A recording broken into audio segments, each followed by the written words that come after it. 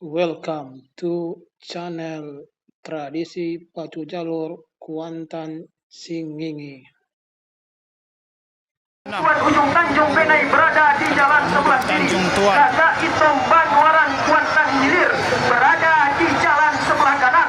Membelah dan melewati sudah pancang pemisah yang kelima. Berpacu di kawasan pancang pemisah terakhir. Dalam keadaan sementara, haluan jalur pencegahan mundur Tanjung Tuan masih berada di depan atas haluan jalur Kakak Itom Banwaran yang berada di jalan sebelah kanan. Tipis saja tampaknya keberadaan pendekar mundur Tanjung Tuan yang berada di jalan sebelah kiri hingga menembus ke garis finish. Masuk sudah hilir yang ke-26. Kemudian kelompok P3K untuk menuju ke pertengahan pancang pemisah. Subscribe, like, and share.